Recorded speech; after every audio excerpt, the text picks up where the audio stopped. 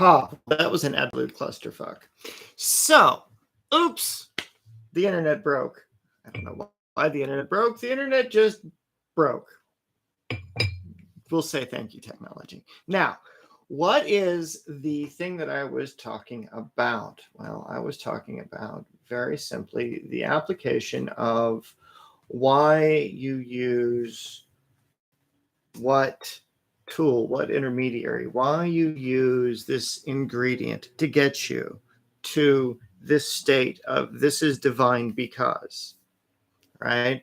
This is divine because all of the connections and all of the life and all of the things that everybody was up to in order to get you that thing is idol worship. It's an object worship. It's a focus worship, because you are taking all of the life as the object of their desire through a totemic thing that their community recognized and elevated and say, we could sell this.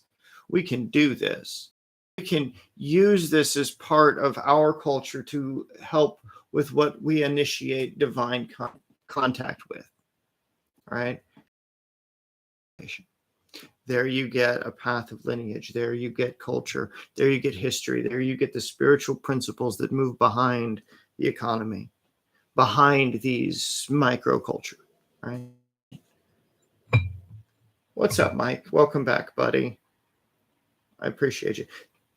Cheers. Now, we're doing this kind of thing. We are developing this kind of thing very, very respectfully and very purposefully in order to be able to cultivate what is our best use of a thing, object, widget, whatever. How do we source from that? How do we build a community like a tech company, right? Well, you build it in collaboration.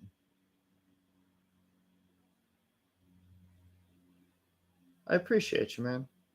I appreciate you. I really appreciate you coming back and watching. Like, yay! I didn't piss somebody off in the last 48. Like, yay! Life is good. But when you're dealing with controversial topics, hot button issues, and you're dealing with spirits of war and death and chaos and pain and change, right? What is the point of change? What is the point when history is going to say, okay, well, this group of people is behaving like this group, and it's using an opportunity of war to do the same kind of things as was being done 80, 90, 100 years ago now, right? Like, we're at a really scary point in history. Occult speaking, all bullshit aside, folks, scary shit. And I'm not trying to be a fearmonger. I'm trying to be, okay, well, this is how I feel about it. This is a weird time in history. What did our ancestors do when they got like this? Well, there's the stupid ones who, were they really stupid for following orders? Were they doing what the Russian soldiers are doing now before the Russian soldiers became, propaganda tool? Like those, it's just, this is a terrible situation for everybody involved. How can it end swiftly? How can it be done swiftly so that it doesn't go to shit? Right? You've got this horrible thing occurring in Ukraine, and it's the beautiful parts of culture that exist, the camaraderie, the reason why you would share food around a campfire, the brotherhood that you feel when you see a tribesman or someone of the same lineage, right? Someone of the same, that enjoyment, that emotional state, the pagan practice of creating family, of creating unity, of creating social structure like this on such a massive scale that it becomes viable to do commerce with them. It becomes viable to have a piece of their culture that they share with you in a way that you can then share with others and create this network of interaction and beauty and enjoyment and levity and all of the wonderful things, while having the knowledge and the wisdom to understand that this piece of art that you're selling over here is because it's an expression of a moment that's divine. And we all have these divine moments, right? And so it is through these divine moments that collecting art, collecting projects, collecting and creating community and economies based upon those things which we view as art, as sacred, as links to the divine, so in fact become the links to the divine, which allow divinity to be expressed through the goodwill that occurs with the favor of the people in the marketplace, right? Beyond the scope of politicians and their wars, beyond the gun makers and their guns, right? Where this is a thread current that can move beyond and underneath every layer of community. It already does. It's just calling it out and being like, all right, this is this energy. It looks like this, right? Or it's going to behave like this. And then if you create this kind of ritual, you can link with this kind of intelligence. And this is the kind of thing that you can deal with in these kinds of moments. So you've got not only a political aspect that you're dealing with all of this shit, you're dealing with this stuff as a socio-political one. You know, you've got the commerce, you've got the religion, you've got the behavior of the commerce and interacting with the religion while it's acting with the community, and everybody has community insurgency, and people are coming to this new culture that they're being exposed to. And it's the exposure to culture and the profiting on culture and the subversion of culture that culture loses its cultureness, and it becomes isolated within the mass, and it becomes watered down, and it becomes distilled. And so having nothing becomes the modern perspective, right? I don't need an object. I don't need culture and commerce, or I don't need that piece of art. And then start to doing art yourself. And so by not engaging in the arts of others, by doing and replicating your own art in order to be able to subsist a secondary lifestyle, such as a side hustle or whatever. Pagans are good at side hustles. We'll do some side shit all day long.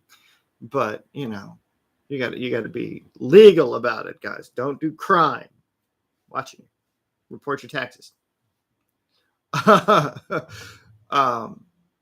So when you've got this overlaying with the principles of thought, of what is the limit thought, what is the positive thought that goes counterculture to society that you're willing to entertain when it comes to the things you'll think about and the things you'll question your community about in relation to your magic, or in relationship to ancestral magic, or to creating servitor spirits out of the dead, or things like that, right? At what point is the willing community that does that one of the most beautiful things I've seen about that community is that there's a willing community of people that become the warrior spirits and protectorates of others, right? That's what they do. That's what they're for, right? That's exactly what those things are for, is to be able to put them into situational usage where they're benefiting that community. What will elevate this spirit? What will be the thing that converts the hate off of this one spirit and makes it good again? What is the one thing that can make it good? Is it being, you know, total new identity and washed clean in some other place? Or is it an idea that allows for purification of purpose, intent, purpose, development, all of the things that become safe, all of the things that become beautiful, right? All of the periods of growth that these things go through. And so we have this opportunity to take little bits of ideas here, like the spell of the day, or like Hayden's beard oil. Like, we could sell Hayden's beard oil if it's good, if it works, not going to hurt people. You know, it's his own recipe. He wants to bottle it and sell it to Keith. If Keith wants to buy it, Keith should be able to sell it through his shop to his people. So made by a witch in the community to help another witch, so he can talk to the community, give something to talk about, give a reason for interaction that's outside the magic. So we're not selling you magic, we're experiencing trade on a different level, so that when you go to an event, you're not spending money at the event has spent money to get you there, right? And by the people paying into the event, the fee for the event, the fees, things like that, paying for those kinds of services is what allows you to experience the nicer things for a while, for a moment, to get that party atmosphere going. So that way you have the opportunity, if that's something that you want, to have a burger joint cater the place, or have your coffee joint cater the place, or be sponsored by Hayden's Beard Oil, or whatever it is. And it's the construction of micro niches. It's the construction of micro economies built upon what is it that you're not going to charge for? What is it that you have the right to charge for? What tradition do you establish by divine expression that I posed to you? That's the higher end section of it. How does this relate to the next step in the project? How is this a layer of the community? Where does it become wrong? Where does it become? What is the level of perfection you can ask that will get people to do with you the same kind of thing that they're already doing without you? But what happens when they do it with you? The string of these collected creations. And how many different niches can they solve, and how rapidly can I solve it for them? Right? Is it, again, is it 3 weeks? Can you solve it? Can you solve it in 2 weeks? Can you solve it in 1? And this is where the spellcraft comes in, because in one event, you're supposed to be able to solve all of the issues. An energy so divine, so pure, can flow through all of the issues and the myriad forms of bullshit that occur outwardly. When an energy becomes corrupted by somebody who doesn't understand the flow, so that without understanding the flow of energy through the organism is supposed to respond how? Like taking a cattle prod to an octopus and seeing if it wiggles. Terrible analogy. Terrible analogies, cringy comments, all of those things which I probably have said in some way, shape, or form and pissed a lot of people off, and I'm sorry if I did. I'm trying to ask a question that involves multiple people asking the same question in a multiple settings, in multiple ways, so that if we all ask the same kind of question, the same kind of way, it becomes obsolete and bullshit. But if we ask the question in a different way, specifically with the thing that we are questioning, what is the benefit? What is the development? What is that next potential step? Anyway, that's where I'll leave you, my friends. I will see you Monday for the next part in the series. I think, like I said, tomorrow is the last spell of the day. The integration of all of these different energies, the different applications of these energies, has just been astounding. And the next level of insight, the next level of import that I want to get into and moving forward is, yes, I'm going to be addressing the 72 spirits of the pseudo-monarchia daemonium, right? Like the energy and the interpretation and the casting and the conjurations of these things as I do it, right? So that way, that's what I move into, right? It's like demons are done. I don't have to do them again, right? Then what will be next? I don't know. But I know that I can do the demon section and then we can get that over with, right? And if you know what I've expressed about my thoughts on what a spirit is responsible for, it's responsible for all the shit that I can't think about. That's what a spirit is responsible for. So it's all the shit that you can't think about.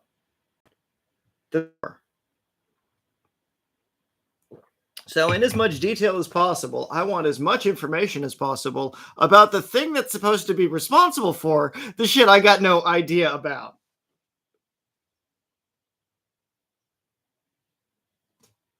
That's a question. It's a question that I got, and it's like, I don't want to be rude. Really don't want to be rude, but I'm gonna be, because it's no matter how I answer that, it's like, that is why you summon the demon in the first place.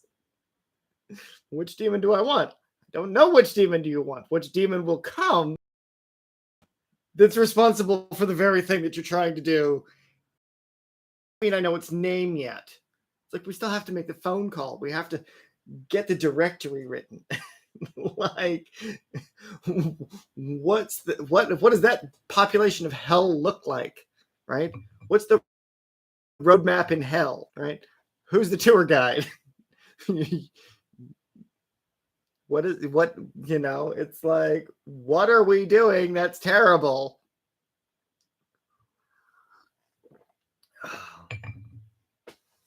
So no, this is where it becomes difficult. And so dealing with things in a necromantic sort of way, dealing with things in a tessellation of planes of consciousness, trying to observe divinity from an outside perspective of it, right? Trying to see the divine while looking at the divine. It's like trying to see yourself. It's a thing, right? But I've got a cup with a mirror on it, which is really cool. And I'm really, really thrilled about these. It's that reflection back and forth. And the hopeful, we're raising the dead. I know, but there's going to be a lot more dead soon if we don't, like, we can do better. Like, as a society, we can do better. Like, limit warfare, limit death, limit the current political system, limit all of the bad. If we can limit that, we can apply this, and this isn't going to be some weird, like, degenerative thing, like a cancer in community. It's not going to act as the demons do and make people devolve and debase themselves over in this category, over drugs or what have you. We're dealing with something that elevates the spirit along the pursuit of it. And so by doing that, what is it that's that thing that we're doing? That's what I propose to create, is a place where we have that opportunity to get into that next level of interaction. So if we're going to raise the dead and we're going to bring them back into this world, what the fuck are we going to bring them back into? Do you really want them responsible for the shit that they pull? Because when the ancestors go nuts and you let it go in mass, set out the thing of truth, set out the mighty waves of whatever, right? When you're dealing with these things, the people that wrote those books, the people that thought like this thought, in that moment, what is the thing that connects to the divine, that expresses a truth so deep, so vast, that it can connect all the people, and that doesn't have to be a terrible concept. It starts a dialogue. And it starts a conversation. And that conversation creates community, either for or against. And then it devolves into a golem. Always comes back to creating a proxy. Like, use that energy and you're making a proxy. So now instead of the thing being represented fully by the entity that you've summoned, now you are creating an entity from the collective of it. So by it, you have an expression of the thing, and by the thing, it's going to do what it wants, and now it's this version of what it wants, it thinks. So that can go a couple of ways. Yay, higher level magic. You think about the world in a really, really fucked up sort of way. If you want to join others in these thoughts, This is the kind of shit that it would be really fun to get a bunch of us together and go through the extrapolations and record the extrapolations and cultivate the relationship between, all right, if this becomes a thing, what would it look like and what would be the method that I try, and then go try the method. Right? Anyway, I'm going to leave you here. Have a happy Friday, folks. Stay safe and don't be evil.